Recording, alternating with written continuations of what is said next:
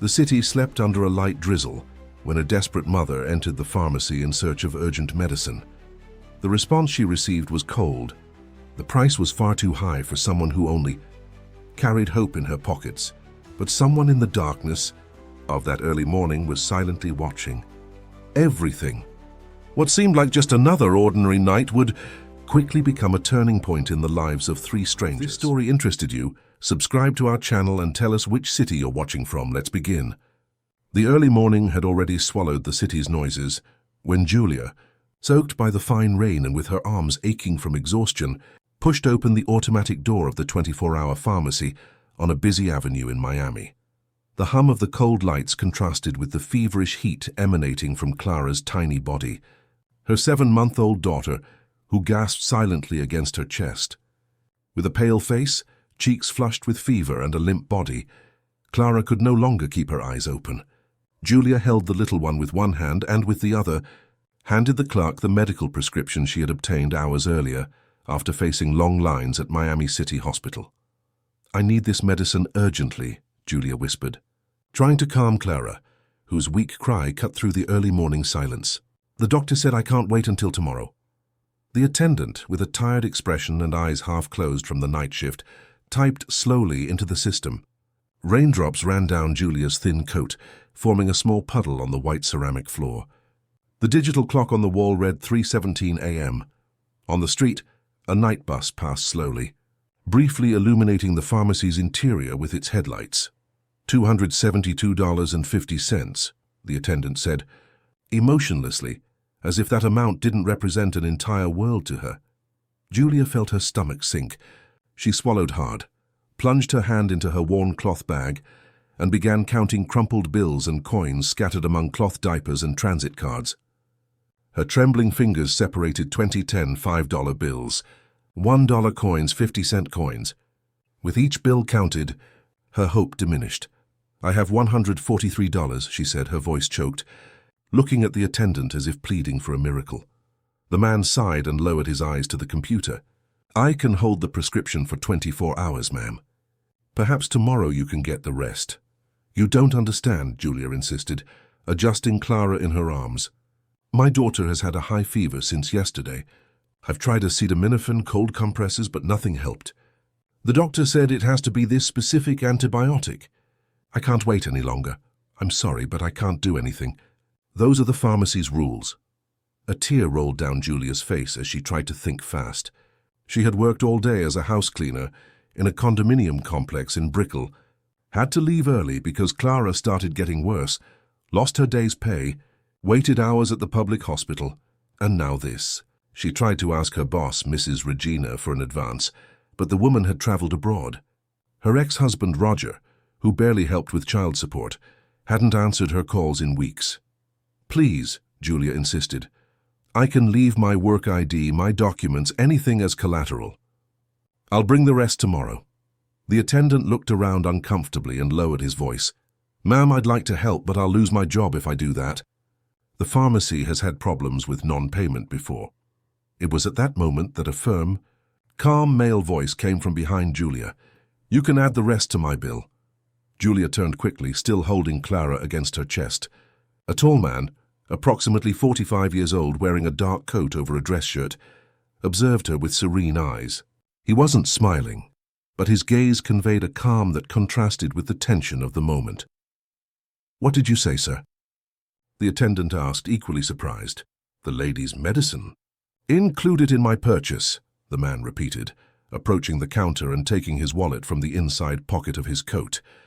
Julia stood paralyzed, unable to process what was happening. Clara whimpered softly, bringing her back to reality. "You don't have to, sir. I'll figure something out." "Your daughter needs the medicine now," he replied, handing a card to the attendant. "I'm in a position to help. Please accept." The attendant looked from Julia to the man, hesitant until he finally took the card. "I'll need a signature, Mr. Taylor." "Bernard Taylor," the man replied, taking the pen offered by the attendant. Julia watched astonished as the attendant finalized the purchase. Her pride battled against a mother's desperation, but Clara's weak whimper made her swallow any protest. The attendant handed her a small bag with the medicine, and Bernard passed it directly to Julia. "Thank you very much," she said, her voice trembling. "I promise I'll pay you back. Please give me your contact information." Bernard made a gentle gesture with his hand. "Don't worry about that now. Take care of your daughter." He took a small business card from his pocket and handed it to her. "But if you want to get in touch later, I'm here." Julia looked at the card. Bernard Taylor, Executive Director, New Dawn Foundation. Below it was an address in the Brickell Executive Center, one of the most prestigious locations in the city. "Anything you need, don't hesitate to call," he added, putting his wallet away. Then, before Julia could respond, he addressed the attendant. "I also need an antihistamine. Polaramine, please." While the attendant retrieved the requested medicine, Julia took the opportunity to immediately open the antibiotic box for Clara. With trembling fingers, she removed the bottle, measured the dose according to the prescription, and gently holding her daughter's head, managed to get her to swallow the medicine. Julia felt a wave of gratitude so intense that she had to lean on the counter to keep from falling. "Thank you so much, sir, truly. I don't know how to thank you." Bernard merely nodded, paid for his own medicine, and walked to the door. Before leaving, he turned to Julia one last time. "I hope your daughter gets better soon." And then he disappeared into the rainy Miami night. Turning the card over, Julia noticed something handwritten on the back. "When you run out of air, breathe here." She put the card in her bag, hugged Clara tightly to her chest, and stepped out into the night. The rain had subsided, turning into a fine mist that covered the city lights like an opalescent veil. The way back home never seemed so long. Julia lived in a small housing complex in the Liberty City neighborhood, on the outskirts of Miami. It was almost 5 in the morning when she finally arrived at the 2-room apartment she shared with her daughter. Her neighbor, Mrs. Josephine, who had been keeping an eye on the place while Julia was at the hospital, immediately came to knock on the door. "Thank goodness you're back." "How's the little one?" "She's taken the medicine, Mrs. Josephine. Now we just have to wait for it to take effect," Julia replied, as she placed Clara already asleep in the makeshift crib. "And how did you manage to buy it? Last time we spoke, you were worried about the price." Julia hesitated for a moment, feeling the business card weigh in her pocket.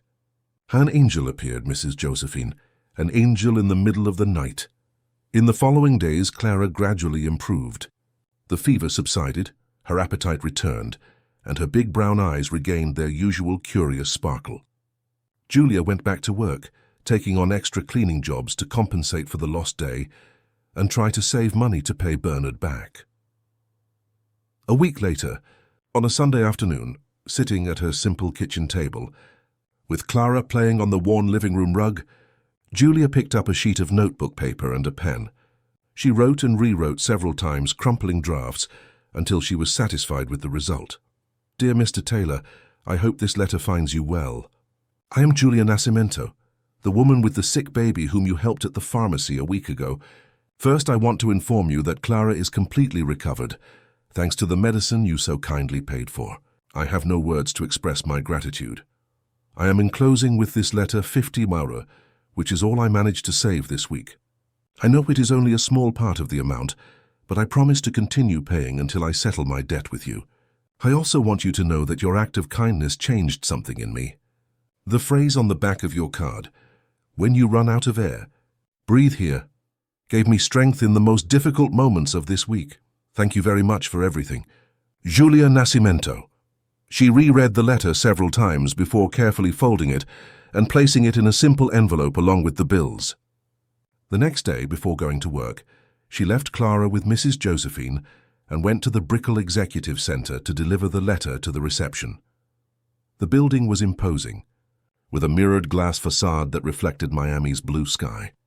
Julia felt small as she entered the polished marble lobby, where hurried executives moved with firm, confident steps. At the reception, an elegantly dressed woman greeted her with a professional smile. "Good morning. How can I help you?" "Good morning.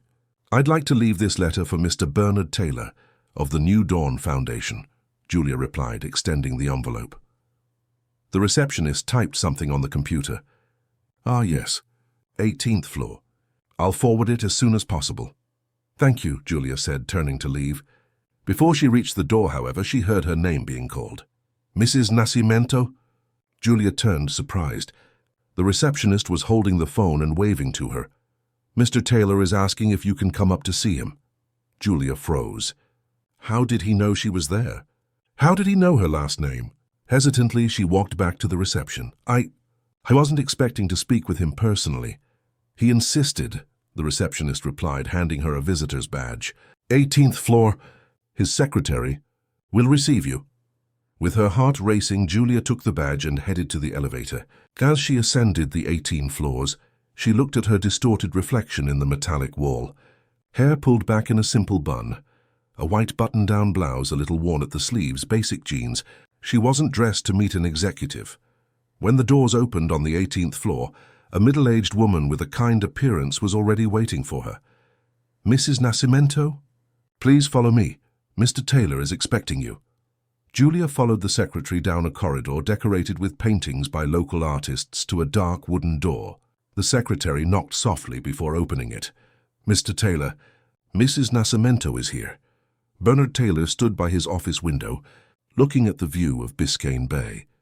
Hearing the secretary, he turned and smiled.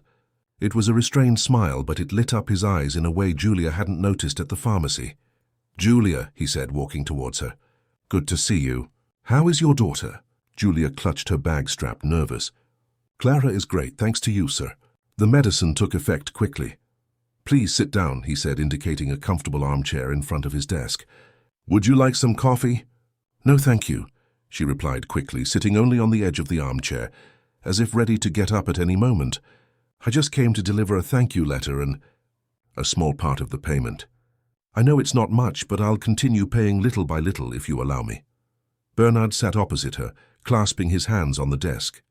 Julia noticed he wasn't wearing a wedding ring, but he had a thin scar across the back of his right hand. "Julia, you didn't need to worry about that. I helped because I could and wanted to, not because I expected to be reimbursed." "I know, but—" she hesitated. "It's a matter of dignity for me. I don't want to owe anyone anything." Bernard observed her for a moment, as if evaluating something very important. Then he took an envelope from his drawer and handed it to her. "What is this?" Julia asked, not taking the envelope. "The New Dawn Foundation works with social projects in underserved communities in Miami. One of our projects is a professional qualification program for single mothers. We are currently open for applications for an administrative assistant course with a full scholarship and childcare assistance during classes." Julia looked at the envelope, incredulous. "Are you offering me a position? I'm offering an opportunity. If you want to take it, it's your choice. Classes start in 2 weeks, 3 nights a week. The rest of the information is in the envelope." "But why me?" Bernard leaned back in his chair. "Let's just say I have a good eye for recognizing determination when I see it." Julia took the envelope slowly, as if fearing it would disappear between her fingers. "I don't know what to say. You don't need to say anything now. Take the envelope, think it over calmly, and then give me your answer." She nodded, standing up. "Thank you very much, Mr. Taylor." "Bernard, please." "Thank you, Bernard." When Julia was already at the door, he called her again. "Julia?" She turned. "The letter and the money, I'll keep them. But not as payment. Just as a reminder that sometimes small gestures can start big changes." That night, after putting Clara to bed, Julia opened the envelope. Besides the course details, there was a handwritten note. "The first step was already taken when you decided to come here. The next ones are up to you." Julia looked at her sleeping daughter, and for the first time in a long time allowed herself to smile with genuine hope. She didn't know what would come next, but she knew something important had begun that rainy night at the 24-hour pharmacy. 2 weeks later, Julia timidly entered the classroom of the New Dawn Foundation's Professional Training Center. Located in a renovated building in downtown Miami, a historic area of the city, she wore her best clothes, a navy blue skirt and a white blouse she had ironed repeatedly the day before. Her curly hair was styled in an elegant bun, and she carried a new notebook, bought especially for the occasion. The room was already almost full. 15 women of different ages chatted in small groups.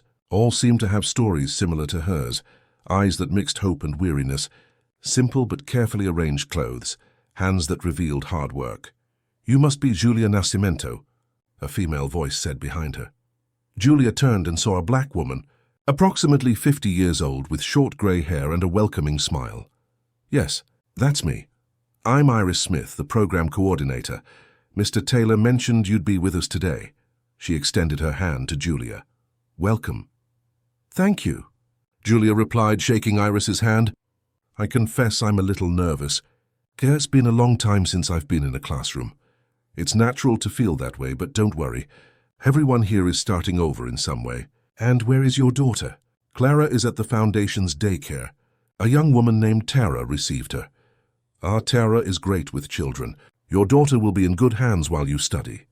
Iris guided Julia to an empty desk, and soon after began the inaugural class. During the next 3 hours, Julia absorbed every word like a thirsty sponge. Basic computer skills, administrative principles, customer service, business writing. The course promised to open doors she had never imagined possible. At the end of the class, as she packed her materials, a young woman of approximately 25 approached her. "Hi, I'm Danielle, but you can call me Danny," she said, sitting at the desk next to her. "First time at the Foundation?" "Yes," Julia replied, a little more relaxed. "And you?" "Third course. I've already done kitchen assistant and elderly caregiver. Now I want something in an office, you know. My son is already 5. It's easier to work during business hours." The two chatted as they walked to the daycare. Danny was a single mother of a boy named Michael and lived with her mother in Little Havana. She had a story similar to Julia's, a relationship that didn't work out, financial difficulties, postponed dreams. "How did you get to know the Foundation?"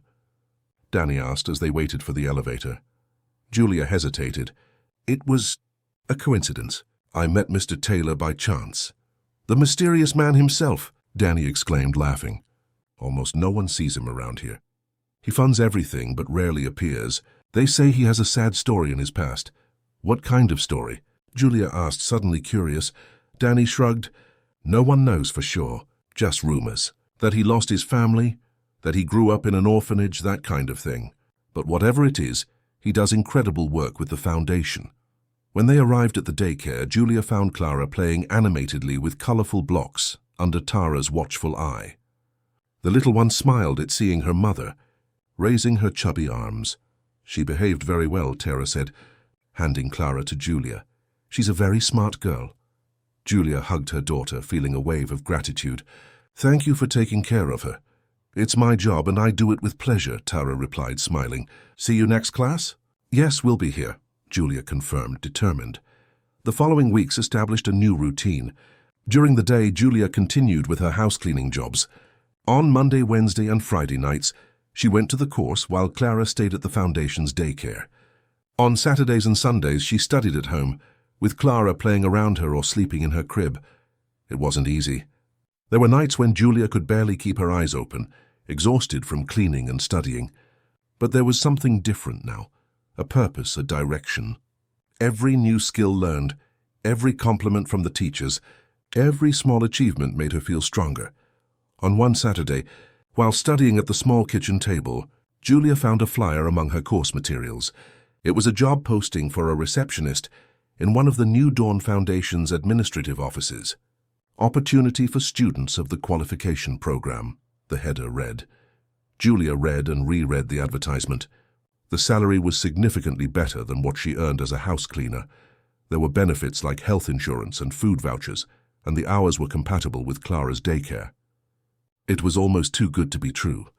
The following Monday, she sought out Iris during the course break. "I wanted to know more about this receptionist vacancy," she said, showing the flyer. Iris smiled. "Oh yes, it's an excellent opportunity. Would you be interested in applying?" I don't know if I'm qualified. I've only been in the course for 2 months. Julia, you have shown excellent performance. Your teachers only have praise for your dedication and quick learning. Besides, we know you are responsible and committed. Why don't you try?" Encouraged by Iris's words, Julia decided to apply. She filled out the form, attached her modest resume, and for the first time felt she had a real chance to change her life.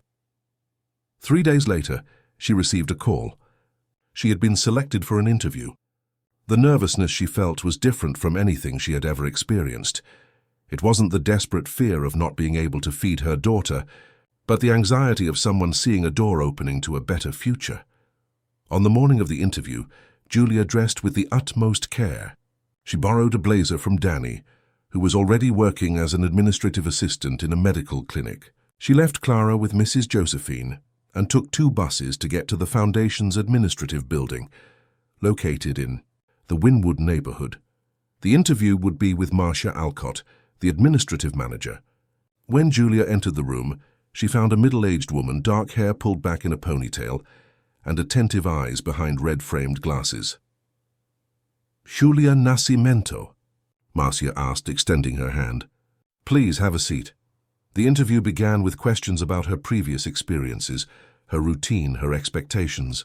Julia answered honestly, not hiding her lack of office experience, but emphasizing her willingness to learn and her determination.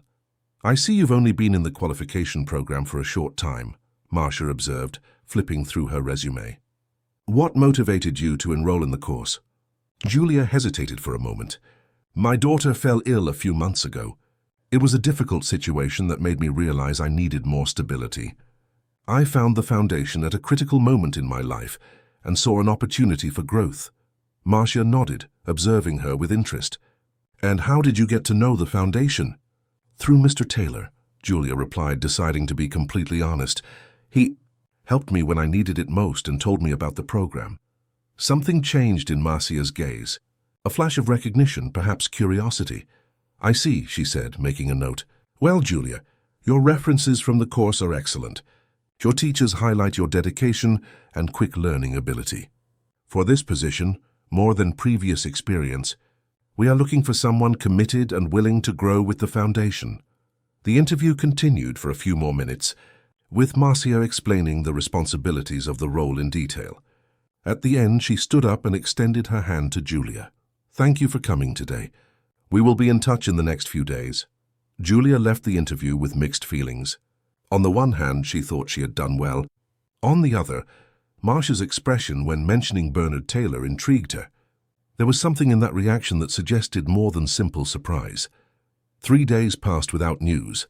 Julia continued with her cleaning jobs and the course, trying not to harbor expectations. On Thursday night, after putting Clara to bed, her cell phone rang. It was an unknown number. "Hello? Julia Nascimento?" Marcia's voice sounded on the other end of the line. "I'm pleased to inform you that you have been selected for the receptionist position. Could you start next Monday?" Julia sat on the edge of the bed, her hands trembling. Yes, I can start on Monday." "Great. Come at 8 a.m. to sign the contract and begin your training." "Congratulations, Julia." After hanging up, Julia remained motionless for a few minutes, processing the news. Then, on an impulse, she picked up sleeping Clara from the crib and hugged her gently, dancing around the small living room. "We did it, my love," she whispered, kissing her daughter's forehead. "Things are going to get better for us." The following Monday, Julia started her new job. The first few weeks were of intense adaptation, learning systems, memorizing names, understanding procedures. But every challenge was met with determination. The fixed salary brought a stability she had never known. For the first time, she could plan, save, dream. A month after starting at reception, Julia was organizing the visitor schedule when a name caught her attention. Bernard Taylor. He rarely appeared at that office, as other employees commented. His visit was scheduled for the next day at 2 p.m. Throughout the next morning, Julia felt a growing nervousness. She hadn't seen Bernard since the day he offered her the course spot. Now, working at his foundation, using the skills she had learned thanks to his help, she felt an anxiety mixed with gratitude. At 2:05 p.m., the main door opened and Bernard entered. He wore a well-tailored navy suit and walked with the same calm demeanor Julia remembered from the pharmacy and the office. Seeing her behind the reception desk, he stopped, visibly surprised. "Julia," he said, approaching. "I didn't expect to find you here." She stood up, nervously adjusting her badge on her new blazer.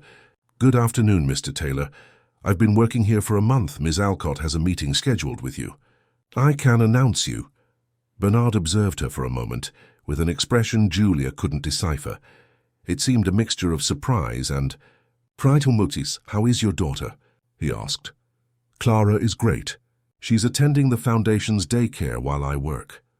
And the course? I'm still taking it. Classes are at night 3 times a week. Bernard nodded slowly. I'm impressed, Julia. Not everyone could balance work, study, and motherhood alone.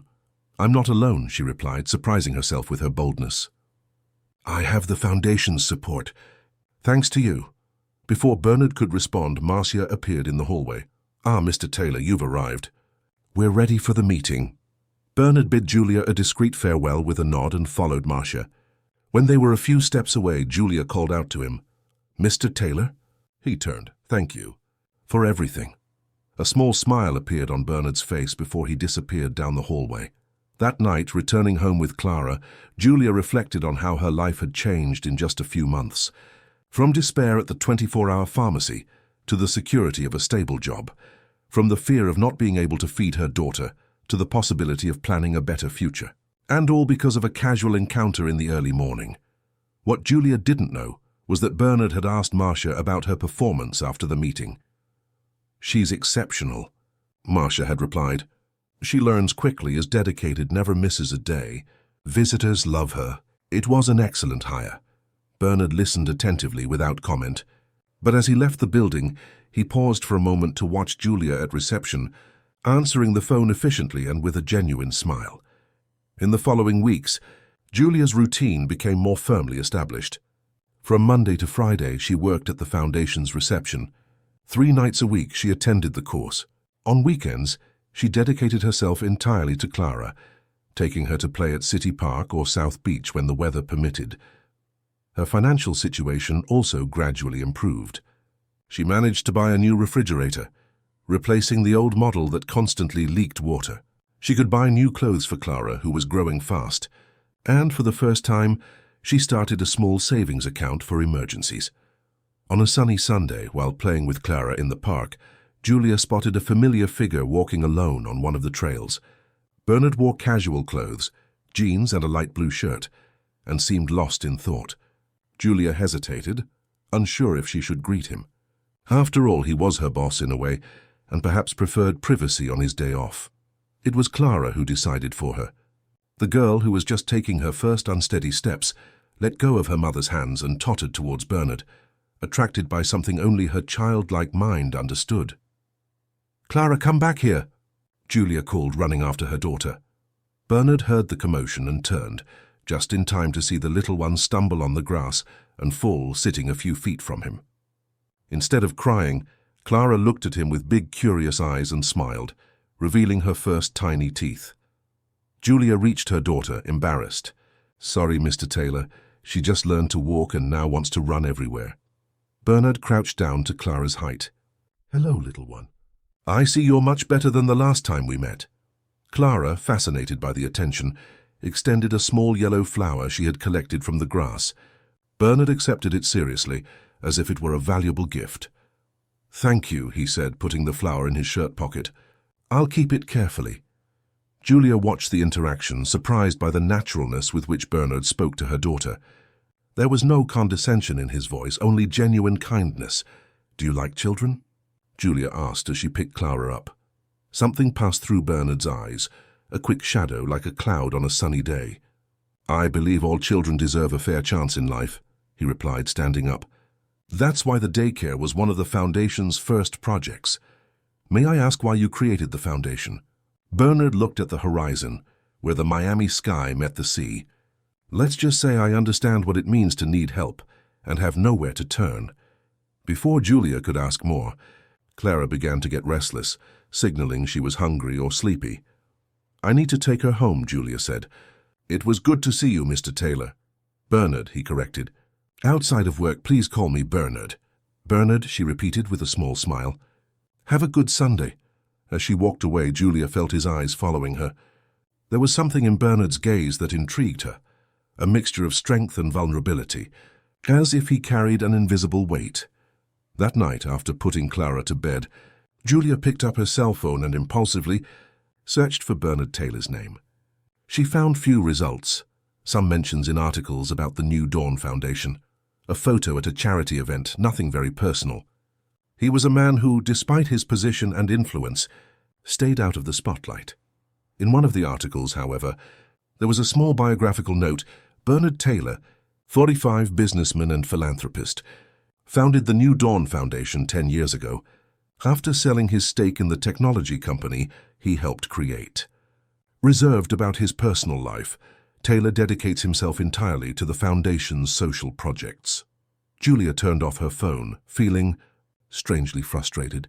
She wanted to better understand the man who had changed her life, but he remained an enigma. Why would someone so successful dedicate so much time and resources to helping strangers?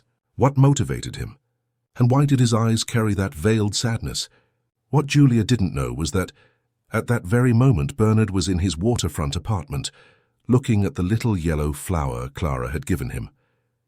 Beside it, in a rarely opened drawer, was a box of carefully kept mementos, a hospital bracelet, a tiny shoe, a faded photograph. Secrets of a past he kept locked away, but which was beginning to stir with the unexpected presence of Julia and Clara in his ordered and solitary life. The reception calendar marked 6 months since. Julia had started working at the New Dawn Foundation. Autumn arrived in Miami with gentle winds and scattered rains, and the young mother's life had transformed in ways she had never imagined possible. On that Wednesday morning, Julia was organizing the visitor schedule when Marcia called her into her office. "Julia, I have good news," the manager said, indicating the chair in front of her. "With the completion of your qualification course and your excellent performance here, an opportunity has arisen that I believe is perfect for you." Julia adjusted herself in the chair, curious. "What kind of opportunity?" "We are expanding the beneficiary family support area, and we need an administrative assistant with good interpersonal skills. The salary is 20% higher than your current one, and it includes possibilities for professional growth." "But I only have 6 months of experience," Julia hesitated. "Aren't there more qualified people?" Marcia smiled, leaning over the desk. "Julia, you graduated with the best grades in the course, you've never been late for work, and you have a special sensitivity with the people who seek out the foundation. Who better to understand the needs of these families than someone who has been on the other side?" Julia felt a wave of emotion rise in her throat. Less than a year ago, she was desperate in a pharmacy, without money for her daughter's medicine. Now she was receiving a promotion offer. I accept, of course I accept. Thank you very much for your trust." "Excellent," Marcia replied. "You'll start next week." "By the way, Mr. Taylor personally approved your promotion when we presented the candidates." Julia felt a blush rise to her face. Since the encounter at the park, she had only crossed paths with Bernard a few times at the foundation, always in brief formal interactions. But something had changed in the way he looked at her. A silent recognition, perhaps a mutual respect that went beyond the employer-employee relationship. In her new role, Julia began working directly with vulnerable families. Often she saw reflections of her own story in the mothers who arrived with tired eyes and timid hope. In each interaction, she brought not only her professional competence, but also the empathy of someone who had personally known the difficulties those families faced. Clara, now almost a year and a half old, regularly attended the foundation's daycare and developed vivaciously. She was a smiling, curious child who charmed everyone around her. On a particularly busy afternoon, Julia was finishing assisting a young mother of twins when the phone rang. "Julia? It's Tara from the daycare," said the voice on the other end of the line with a worried tone that immediately made Julia's heart race. "Clara has a high fever. I think you'd better come pick her up." Julia hung up the phone with trembling hands, memories of the night at the pharmacy returning like a flashback. She quickly informed a colleague that she needed to leave and rushed to the daycare building, located 2 blocks away. When she arrived, she found Clara lying on one of the cots, her face red and eyes bright with fever. Tara held a thermometer. 1117 degrees, 38.7 degrees Celsius, the educator informed her. "It started about an hour ago. She was playing normally, then she got quiet, and when I checked, she was already like this." Julia picked up her daughter, feeling the heat emanating from her small body. "Thank you, Tara. I'm taking her to the doctor right now. Do you want me to call a taxi? You seem too nervous to drive." "I don't have a car," Julia replied, already mentally calculating how much a taxi to the nearest clinic would cost. "Use mine." The male voice made both of them turn. Bernard was at the door of the room, car keys in hand. "Mr. Taylor, "I didn't see you were here," Tara said, surprised. "I came to check on the improvements in the reading area. What happened?" Julia, with Clara in her arms, quickly explained the situation. Bernard handed her the keys. "My driver is outside. He'll take you to St. Raphael Clinic. I've already called Dr. Peter Miles. He's waiting." "But," Julia hesitated. "No buts, Julia. It's an emergency." "Go now." In the car, with Clara asleep in her lap, Julia felt a strange mixture of gratitude and déjà vu. Again, Bernard appeared at a critical moment, offering help with a naturalness that disconcerted her. At the clinic, they were received immediately. Dr. Miles, a middle-aged pediatrician with kind eyes, examined Clara carefully. "It's a throat infection," he diagnosed after the examination. "Nothing serious, but we need to control the fever and start antibiotics. I'll prescribe the appropriate treatment." While the doctor wrote the prescription, the nurse administered an antipyretic to Clara, who was already beginning to show signs of improvement. Julia breathed a sigh of relief. "How much is the consultation, doctor?" she asked when he handed her the prescription. The doctor seemed confused. "Everything is already settled, Mrs. Nascimento. Mr. Taylor has an agreement with us for emergency care for Foundation employees and their dependents." Julia nodded, realizing there was much about the Foundation and its benefits that she still didn't know. Leaving the clinic, to her surprise, she found Bernard waiting in the lobby, sitting in one of the reception armchairs, reading something on his tablet. "Bernard?" she called, adjusting Clara, who was sleeping in her arms. He looked up, putting his tablet in his folder. "How is she?" "Better. It's a throat infection. The doctor prescribed antibiotics." "Good." He stood up.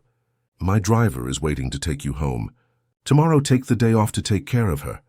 "You didn't have to wait," Julia said as they walked to the exit, "nor send your driver. I could have called a taxi." "I know," he replied simply. In the car, with Clara still asleep between them, a comfortable silence settled. Julia observed Bernard's profile, illuminated by the city lights passing by the window. There was something about him that seemed simultaneously accessible and unattainable. "May I ask a personal question?" Julia ventured, breaking the silence. Bernard turned to her, one eyebrow raised in curiosity. "You may. Why do you care so much? About me, about Clara, about all these families you help? What drives you?" For a long moment, Bernard didn't answer, and Julia feared she had crossed some invisible line. When he finally spoke, his voice was low, almost a whisper. "When I was 7, my mother fell ill. It was just the two of us. My father had left even before I was born. She was a domestic worker, cleaning houses. We had no health insurance, no savings." Julia listened attentively, feeling she was receiving something precious, a glimpse of the man behind the controlled facade. One night, she got much worse. High fever, pain. I, a child, didn't know what to do. A neighbor took us to the public hospital. We waited for hours. When she was finally seen, the doctor prescribed expensive medications. I remember my mother crying at the pharmacy, unable to pay. "What happened?" Julia asked softly. "A stranger paid. I never knew who it was. He just approached the counter, paid for the medicines, and left without saying a word. That gesture saved my mother. Is that why you helped at the pharmacy that night? Were you paying it forward?" Bernard smiled slightly. "Perhaps. Or perhaps I just want to live in a world where people help each other when they can." The car stopped in front of the small building where Julia lived in Liberty City. "Do you want help taking her up?" Bernard offered, indicating sleeping Clara. "No, thank you. I've already abused your kindness too much for today." Bernard nodded, opening the car door. Before Julia got out, he lightly touched her arm. "Julia, that night at the pharmacy, it wasn't a coincidence." She frowned, confused. "What do you mean?" "I was there because I visit several 24-hour pharmacies on Friday nights. I pay for medicines for those who can't afford the costs. It's a habit I've kept for years." Julia absorbed the information, surprised. "Why?" "Because I know what it's like to be on the other side of the counter, with someone you love suffering and no resources to help." With those words, he said goodbye. Julia slowly climbed the stairs of the building, thinking about what she had just heard. The image of Bernard Taylor, the successful businessman, the respected philanthropist, gained new layers. More human, more real. In the following days, while caring for Clara, who was recovering quickly. Julia reflected on the conversation in the car. There was something in Bernard's story that resonated deeply with her. Not only the similarity to her own experience at the pharmacy, but the way he had transformed his pain into purpose. When she returned to work, Julia noticed a small change in the way she saw the foundation. It wasn't just her job or the institution that had helped her. It was the concrete manifestation of a promise made by a 7-year-old boy who had seen his mother suffer. The following weeks brought a busy routine. In her new role, Julia coordinated services for dozens of families, developing projects to expand the foundation's reach.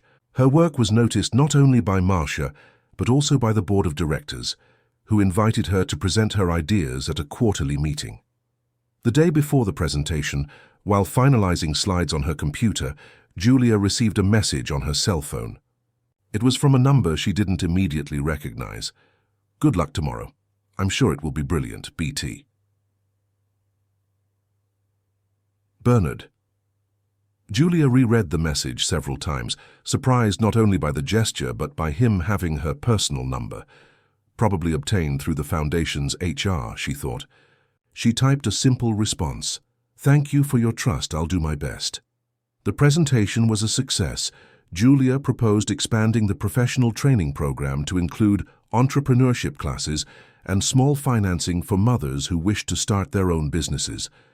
The project, which she called Entrepreneurial Mothers, was unanimously approved by the board. Leaving the meeting, Bernard approached her in the hallway. "Excellent work, Julia. Your proposal perfectly captures the spirit of the foundation." "Thank you," she replied, feeling a wave of pride. "It was inspired by the stories I hear every day.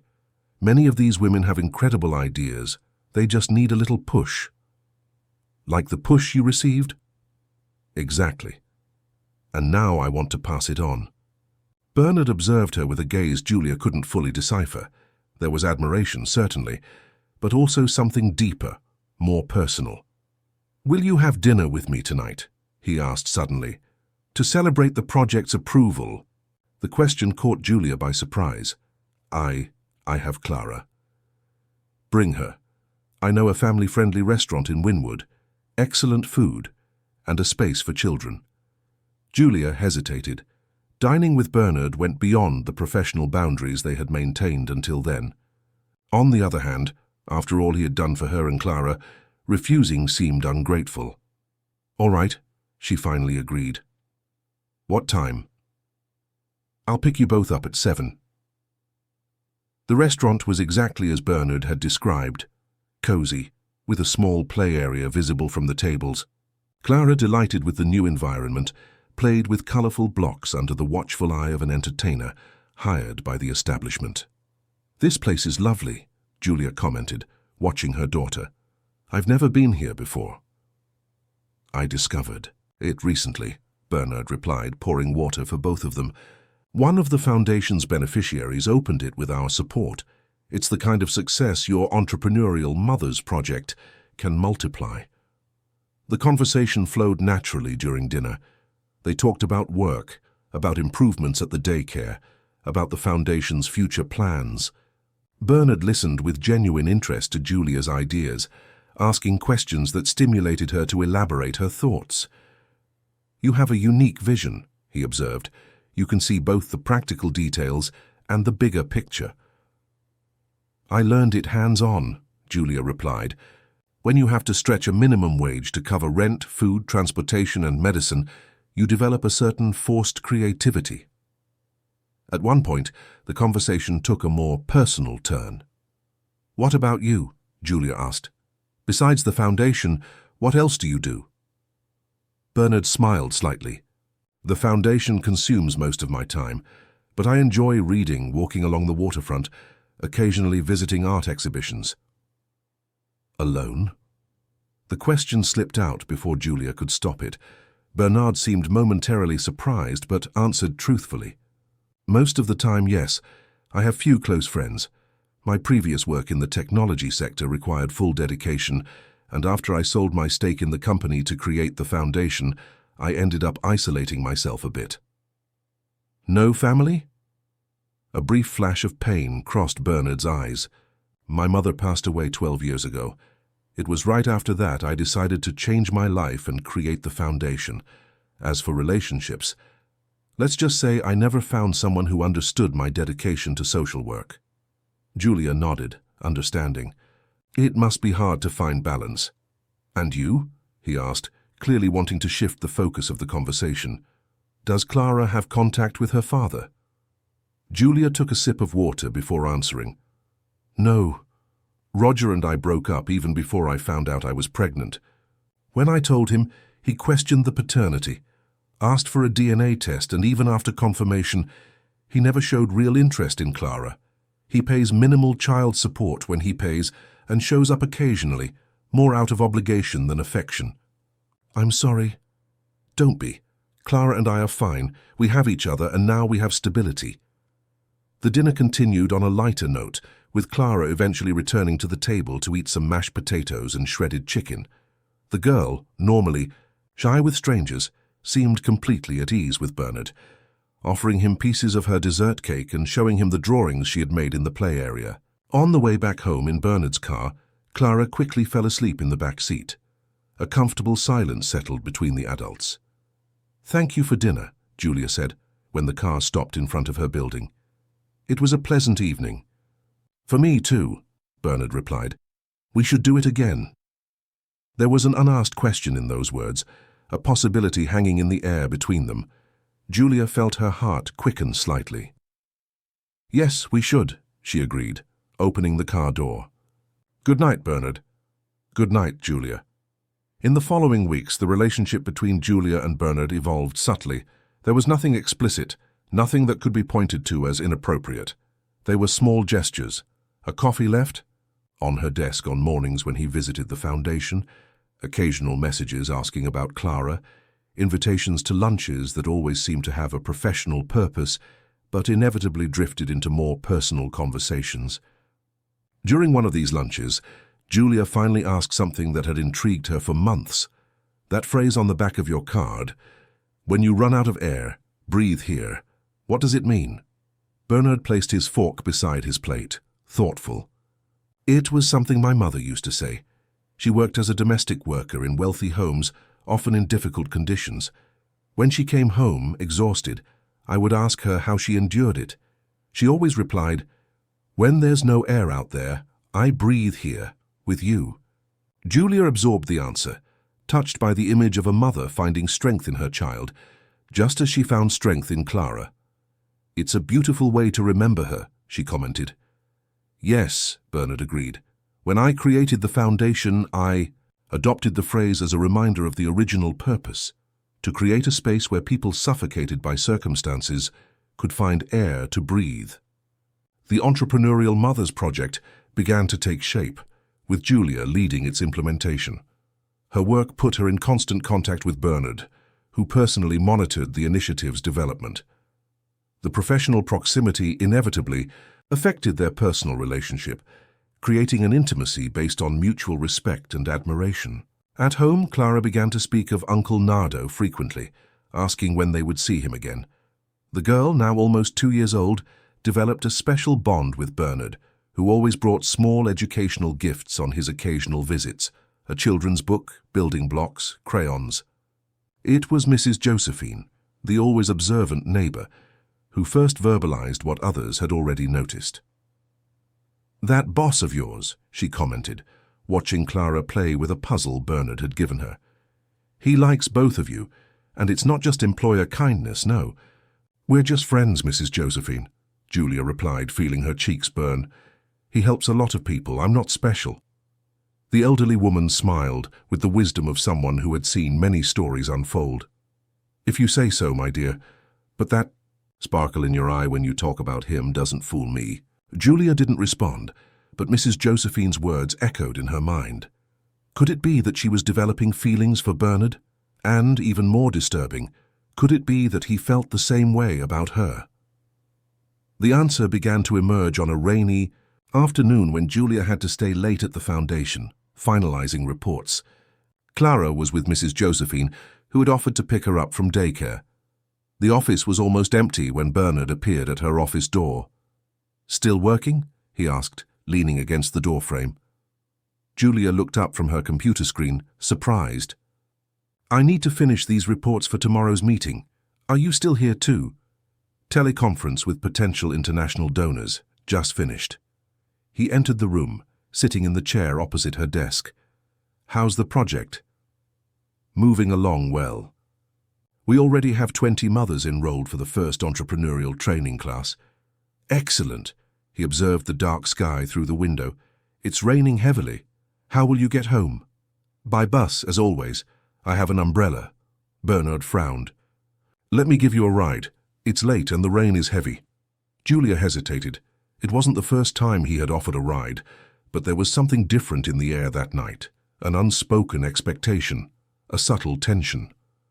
"All right," she finally agreed. "I just need to finish this last report." "No rush," he replied, leaning back in the chair. "I'm at your disposal." As Julia finalized her work, feeling Bernard's silent presence in the room, a certainty formed in her heart. Something was changing between them, something that went beyond gratitude or professional respect. It was a deeper connection, built on shared experiences and similar values. When they finally left the building, the rain had lessened to a fine drizzle. Bernard opened his large umbrella, big enough to cover both of them, and placed his hand lightly on Julia's back, guiding her to the car. That simple touch sent a wave of warmth through her body. In the car, as the driver took them through Miami's wet streets, a silence laden with meaning settled. Julia looked out the window, watching the city lights reflected in the puddles, aware of Bernard's proximity, his subtle scent, the energy that seemed to pulse between them. "Julia," he finally called, his voice low and controlled. She turned to face him. In the car's dimness, Bernard's eyes shone with an intensity that made her hold her breath. "Yes? There's something I need to tell you. Something important." Julia's heart raced as she waited for Bernard to continue. There was a seriousness in his gaze that made her apprehensive. "I'm listening," she said when the silence lingered. Bernard took a deep breath, like someone preparing to dive into deep waters. "Since we met at that pharmacy, something has changed in my life. Something I didn't expect nor was looking for." Julia felt a knot form in her throat. The words he spoke echoed her own unconfessed feelings. "You and Clara brought a light that I had forgotten existed," he continued. "A connection to something I thought I had lost forever." "Bernard, He raised his hand slightly, asking her to let him finish. "But before anything happens between us, if there is even that possibility, you need to know my complete story. You need to know who I really am." The car stopped in front of Julia's building, but neither of them made a move to get out. The driver, sensing the serious conversation, remained discreetly silent in the front seat. "Why don't we go up?" Julia suggested. "Mrs. Josephine is with Clara. We can talk calmly." Bernard nodded, visible relief on his face at not having to continue the conversation in the confines of the car. Julia's small apartment contrasted drastically with what she imagined Bernard's residence to be. It was simple yet cozy, with modest but well-maintained furniture, and personal touches everywhere. Photos of Clara, small plants in colorful pots, children's books organized on a low shelf. "It's the first time I've had visitors in a long time," Julia commented, nervous as she prepared coffee in the small kitchen. "Sorry if it's not as tidy as it should be." "It's perfect," Bernard replied, observing the environment with genuine interest. His eyes lingered on a photo on the wall, Julia and Clara in a park, both smiling at the camera. "Who took this photo?" "Mrs. Josephine, my neighbor. It was on Clara's first birthday." He nodded, moving to the window that overlooked the quiet street of the housing complex. "It's a good place to raise a child. Safe with neighbors who care. Yes, we're lucky. Mrs. Josephine is like a grandmother to Clara." Julia served the coffee in 2 simple mugs and indicated the small sofa for them to sit. For a moment they were silent, just drinking the warm coffee, each immersed in their own thoughts. "So," Julia finally began, "what's this story I need to know?" Bernard placed his mug on the coffee table and intertwined his fingers as if seeking strength. "Remember when I told you about my mother, how she fell ill when I was a child?" "Yes," Julia replied, "and how a stranger paid for the medicines." "What I didn't tell you was what happened next." He paused, his eyes fixed on some distant point, as if he were visualizing the past. My mother got better that time, but our economic situation remained difficult. She worked more and more, often falling ill from exhaustion. When I was 10, she met a man, Augustus. He seemed good, stable, had a small business. He promised to take care of us. 6 months later, they were married. Julia watched Bernard's face intently, noticing how his expression closed off as the story progressed. At first, everything seemed fine. We had a better house, food on the table. My mother no longer had to work so many hours, but Augustus had a side he hid until the wedding. He drank a lot, and when he drank, he became aggressive. Bernard paused again, taking a sip of coffee. His hands trembled slightly. He never physically assaulted me, but the psychological abuse was constant. He said I was a burden, that my mother would be better off without me, that I would never amount to anything in life. As for my mother, his voice faltered, and Julia instinctively placed her hand over his, offering silent support. She suffered in silence, protecting me as best she could. One night, after a particularly intense argument, she woke me up in the middle of the night. She had a black eye and a bruised lip, but she smiled. "Let's go," she whispered. "Now." "You ran away," Julia concluded, gently squeezing his hand. "Yes, with only the clothes on our backs and a small bag of belongings. We went to the other side of the city, where my mother had a friend who took us in temporarily. Weeks later, we managed to rent a room in the back of a house. My mother found work in a bakery. We started over. How old were you?" 11 years old. "That's when I started working too, delivering newspapers before school." Julia nodded, understanding. Like her, Bernard had learned early on the weight of responsibility, the struggle for survival. "The part I never told anyone," he continued, now looking directly into Julia's eyes, "is what happened 7 years later." Bernard paused for so long that Julia thought he had given up on continuing. When he finally spoke, his voice was choked with suppressed emotion. "I was 18. I had gotten a scholarship to study computer science at the University of Miami. My mother was proud. Worked less, we finally had some stability. One night, she told me she had met someone. A good, kind man, a history teacher at a municipal school. They had been seeing each other for a few months, and she was happy as I hadn't seen her in years." Julia observed a small nostalgic smile form on Bernard's face. "I supported her, of course. I wanted her to be happy. She deserved it. After all she had sacrificed for me." The relationship prospered. They married in a simple ceremony. George was truly a good man, treated my mother with respect and affection. For 2 years everything was perfect. The smile disappeared, replaced by a somber expression. Then George fell ill. Pancreatic cancer, aggressive. Within months he was terminally ill. My mother cared for him until the end, dedicated as she always was. When he passed, something inside her also died. She was never the same. "I'm sorry," Julia murmured, squeezing Bernard's hand again. "That's not all," he continued. 6 months after George's passing, my mother gave me unexpected news. She was pregnant.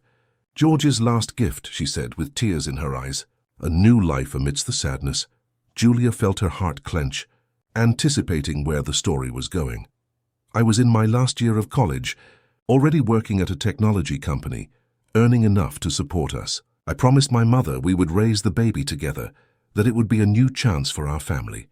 She bloomed during pregnancy, started smiling again, making plans. Bernard paused again, taking a deep breath.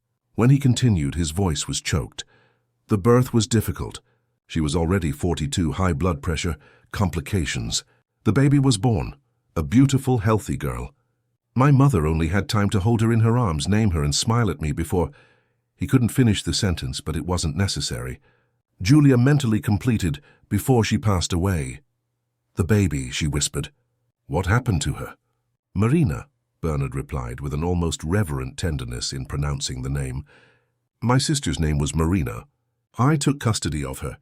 I was 23, just starting my career, but I never hesitated. That's what my mother would have wanted." "You raised your sister," Julia concluded admiringly. "For a while," he replied, and there was a deep pain in his voice. "For 5 wonderful and challenging years. I learned to change diapers, to braid hair, to scare monsters from under the bed. I built my technology company with Marina always nearby, sometimes sleeping on a mat in my office when I worked late. other times participating in meetings with her colorful drawings. Julia could visualize the scene, the young entrepreneur and the little girl, an improvised family but full of love. Something was starting to become clear to her now. The reason why Bernard connected so quickly with Clara, why he seemed so natural with children. What happened after those 5 years? Julia asked, although she feared the answer. Bernard closed his eyes for a moment as if gathering strength. Marina had leukemia. She was diagnosed at 4 years old. We fought with all our might. The best doctors, experimental treatments, even attempts at bone marrow transplants. For a year we lived between hospitals and brief periods of remission. She was so brave, so strong. She never lost her smile even in the worst moments. Tears now flowed freely down Bernard's face, without him making any effort to hold them back. One night, she asked me to read her favorite story, The Little Mermaid. She fell asleep in my arms before the end. When I woke up the next morning, she had passed away in her sleep serenely. Julia felt her own tears fall. Now everything made sense. Bernard's dedication to children's causes, the daycare as the Foundation's first project, the way his eyes always softened when he saw Clara. The Foundation, she murmured. You created it because of Marina. Yes, Bernard confirmed. I sold my share in the technology company, which had grown significantly, and dedicated myself entirely to creating something that could help vulnerable children and families. The name New Dawn was the nickname I gave Marina, my little Dawn, after the night of my mother's loss. Julia then understood the depth of what was happening between them. It wasn't just attraction or even affection. It was mutual recognition, a resonance of souls who had faced losses and transformed pain into purpose. Why are you telling me this now? She asked softly. Because I realized I'm falling in love with you, Julia, Bernard replied with disarming sincerity. And with Clara, too. You both awakened feelings I thought I had buried with Marina. Before allowing this to move forward, I needed you to know my complete story, my scars, my fears. He took Julia's hands in his. I'm afraid to love again, to get attached and lose. But I'm even more afraid of not trying, of letting pass the chance to build something meaningful with you. Julia felt a wave of emotions wash over her chest, compassion, admiration, and yes, love. A love that had grown silently, nourished by small gestures, sincere conversations, and mutual respect. Bernard, she began, choosing her words carefully. I can't promise there will never be losses. No one can. What I can promise is that, as long as we are together, every moment will be lived fully with gratitude and awareness of its preciousness. She touched his face gently, wiping away a tear. When we met at that pharmacy, we were both breathing through cracks. You taught me to breathe again. Perhaps now it's my turn to reciprocate. Bernard leaned in slowly, giving Julia time to pull back if she wished. She didn't. Their lips met in a soft kiss, full of unspoken promises and future possibilities. When they separated, Bernard smiled, a genuine smile that reached his eyes, momentarily diminishing the shadows that usually surrounded them. I need to meet this Mrs. Josephine, who is like a grandmother to Clara, he said in a lighter tone. And pick up my goddaughter. It's getting late. Goddaughter, Julia asked, raising an eyebrow. Well, not officially, he replied with a slight blush, but that's how I see her, if that's not too presumptuous. Julia smiled, feeling a wave of tenderness. It's not presumptuous. Clara adores you. Together they went to Mrs. Josephine's apartment, where they found Clara asleep on the sofa, surrounded by toys. The elderly woman's eyes widened when she saw Bernard, immediately making the connection. So you're the famous Uncle Nardo, she exclaimed with a mischievous smile at Julia. The little one can't stop talking about you. It's an honor to be remembered, Bernard replied, genuinely touched. Thank you for taking care of her tonight. It's my pleasure. This girl is like a granddaughter to me. Mrs. Josephine observed the couple with keen eyes. I see you two have finally understood each other. Julia blushed but didn't deny it. Bernard naturally picked Clara up, careful not to wake her. I'll take her home, he said to Julia, who was thanking Mrs. Josephine. In the following days and weeks, a new rhythm established itself in their lives. Bernard began to regularly frequent Julia's apartment, bringing dinner, helping Clara with her first coloring books, simply becoming part of their daily life. At the foundation, they maintained discretion about their personal relationship, although many already suspected. Work continued to be a priority for both. Julia successfully implementing the Entrepreneurial Mothers Project, Bernard expanding the foundation's activities to new neighborhoods in Miami. 3 months after that night of confidences, on a sunny spring Sunday, Bernard invited Julia and Clara to visit his waterfront apartment. It was a spacious duplex with a sea view, but surprisingly cozy. No ostentation or excessive luxury. The furniture was comfortable, the walls decorated with photographs of foundation projects and some works by local artists. "It's beautiful," Julia commented, as Clara excitedly explored the protected balcony. "Thank you," Bernard replied. "But there's something special I want to show you." He led them to a closed door at the end of the hallway. Opening it, he revealed a room that had clearly been a child's bedroom. The walls painted with underwater scenes, a small bed with a mermaid quilt, shelves filled with carefully preserved books and toys. "Marina's room," Julia said softly. Understanding immediately, Bernard nodded. "I've kept it intact all these years, not out of sadness or inability to move on, but as a space for memory, for celebration of the life she had." Clara, oblivious to the emotional significance of the moment, ran to the bookshelf, delighted with the collection of fairy tales. Bernard smiled as he watched her pick out The Little Mermaid. "Uncle Nardo read?" she asked, extending the book. "Of course, little one," he replied, sitting on the edge of the bed. Julia joined them, and the three formed a small circle. As Bernard read the story with different voices for each character, making Clara laugh with his exaggerated expressions. At the end of the reading, when the mermaid transformed into sea foam, only to be reborn as a spirit of the air, Bernard paused, moved. "We don't end when the story ends."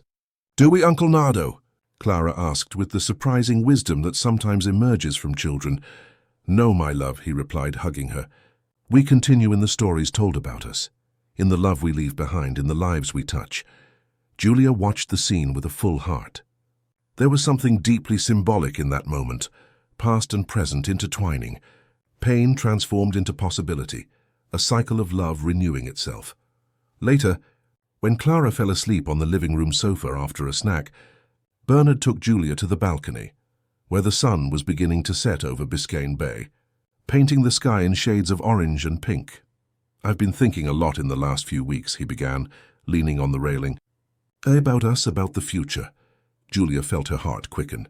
And I realized I no longer want to live between two worlds, the empty apartment during the week and you on weekends. I want a complete life, a true home." He took a small box from his pocket and handed it to Julia. Inside there was a key. "It's not a ring," he said with a smile. "Not yet. It's an invitation. To live with me if you wish, or for us to find a new place that is ours from the beginning. The address doesn't matter, as long as we are together." Julia looked at the key in her hand, feeling the weight of the decision. It wasn't just about changing addresses. It was about uniting lives, creating a family, giving Clara a stable home with two people who loved her unconditionally. "We need to think about Clara," she said cautiously. "It's a big change." "Of course," Bernard agreed. "I don't expect an answer now. It's a decision we should make calmly, considering all aspects." Julia put the key away and took Bernard's hands in hers. "Thank you for being patient, for respecting my time, for loving my daughter as if she were your own." "She is a gift," he replied simply, "just like you." 2 weeks later, on a Saturday morning, Julia woke up to the sound of laughter coming from the kitchen of her small apartment. She got up and found Bernard and Clara preparing breakfast, or at least trying to. There was flour scattered on the counter, eggshells on the floor, and both had fruit pulp stains on their faces. "Good morning," she said, leaning against the door. "I see you're having fun." "Mommy," Clara exclaimed, running to hug her. "We're making surprise breakfast." "I see, my love," Julia laughed, picking up her daughter. "And what a mess you've made." "Mess is an essential part of the creative process," Bernard defended himself, trying to wipe the flour from the counter. "But the final result will be spectacular, I promise." Watching them together, Julia felt a certainty grow in her heart. She took the key Bernard had given her, which she kept in the drawer of her nightstand. "I think it's time we use this," she said, showing the key. Bernard stopped what he was doing, looking at her with hope in his eyes. "Are you sure?" "I am," she replied, determined, "but with one condition." "What is it?" "That room, Marina's, remains as it is. That it be a space of memory for her, a place where Clara can learn the story of the sister she never had the chance to meet." Bernard swallowed hard, visibly moved. "That's exactly what I hoped you would say. And that we can redecorate the rest together," Julia added. "Create a space that is truly ours, for the three of us." "For the three of us?" Clara asked, confused. Julia and Bernard exchanged knowing glances. "Yes, my love," Julia explained. "We're going to live at Uncle Nardo's house. What do you think of that?" "Will I be able to read all the mermaid books?" the little one asked, her eyes shining. "All of them," Bernard assured. "And we can buy more, if you want." Clara clapped her hands, excited, and returned her attention to the pancake batter being prepared. "She accepted easily," Julia commented, as she helped clean up the mess. "Children often see the truth more clearly than adults," Bernard replied. "For her, we are already a family. The address is just a detail." The move happened gradually over a month.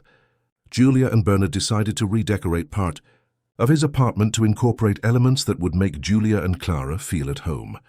The room next to Marina's was transformed into a charming space for Clara, with soft aqua-green walls and a boat-shaped bed.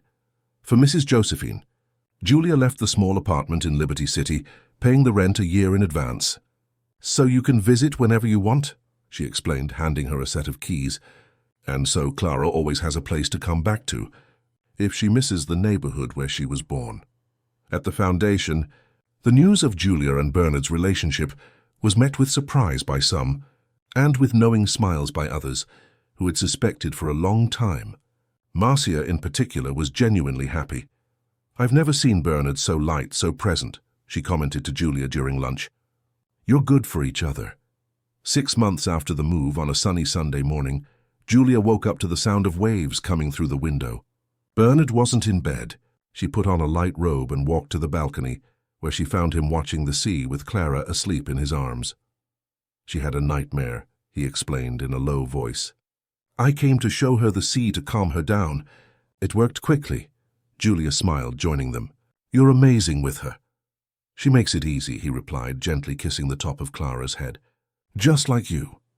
They remained silent for a moment, enjoying the view and the sea breeze. "I'm thinking of expanding the Entrepreneurial Mothers Project to other states," Julia commented. "We've received requests from partner foundations in New Orleans and Houston." "That's an excellent idea," Bernard approved. "We can discuss it with the board at the next meeting. You should lead the expansion." "Me?" Julia was surprised. "But that would require travel, time away from home." "So what?" he replied naturally. "Clara and I can come with you on some trips. On others, we'll be fine for a few days. We're a team, remember." Julia felt a wave of gratitude. Bernard had never tried to diminish or restrict her. On the contrary, he always encouraged her to grow professionally, to take on new challenges. "I have something for you," she said, remembering the envelope in her bag. She quickly went inside and returned with it, handing it to Bernard. He opened it carefully, still holding Clara, and found an official document. His eyes widened as he read the contents. "Julia, this is an adoption petition," she confirmed, "to make official what already exists in practice, so that Clara is legally your daughter too, not just in heart." Bernard was silent for a long moment, looking from the document to the sleeping girl in his arms. When he finally spoke, his voice was choked with emotion. "Are you sure?" "It's a huge step." "I'm absolutely sure," Julia replied, tenderly touching his face. "You are already her father in every sense that matters. This just formalizes what we already feel." Bernard leaned in to kiss her, careful not to wake Clara. When they separated, there were tears in his eyes. "Thank you," he whispered, "for giving me a family again, for trusting me with the most precious thing in your life." "We are the ones who thank you," Julia replied, "for showing that when there's no air in the world, we can find a place to breathe together." Clara stirred in Bernard's arms, slowly opening her eyes. Seeing the two of them together, she smiled sleepily. "Daddy," she murmured, before falling asleep again. It was the first time she had called him that. Bernard looked at Julia, emotion overflowing in his gaze. "She knows," Julia said simply. "Children have a special way of seeing the truth, remember?" At that moment, embraced on the balcony with the rising sun bathing the horizon in golden light, the three formed a picture of reborn possibilities. A family built not by blood but by choices, by encounters that seemed accidental but were, perhaps, a more complex design of destiny. And so, the story that began on a rainy night at a 24-hour pharmacy continued to unfold, not as a romantic rescue tale, but as a shared journey of healing and mutual growth. Julia and Bernard, each in their own way, had found in each other not just love, but a mirror of their own strengths, a reminder of their ability to transform pain into purpose and loneliness into connection. When you run out of air, breathe here. The phrase that was once a motto of survival had transformed into a promise of abundance, an invitation not just to breathe but to flourish together. As the sun climbed in the Miami sky, promising a new day of possibilities, Julia, Bernard, and Clara remained embraced on the balcony, savoring the present and opening their hearts to the future. A future built on foundations of understanding, respect, and a love that had grown not from the pages of a fairy tale, but from the fertile ground of real life, with all its complexities and unexpected beauties. Dear listeners, we hope the story of Julia, Bernard, and Clara has moved you. This journey that began on a night of despair at a 24-hour pharmacy and blossomed into a deep, transformative love reminds us that often our most difficult moments can be portals to our greatest blessings. To follow other equally captivating stories, find our special playlist of narratives by clicking on the left. If this story touched your heart, don't forget to subscribe to our channel and like this video. Also share in the comments. What moment of the story moved you the most? Every day we bring new narratives that explore the complexities of life and the beauty of encounters that transform us. Until the next story.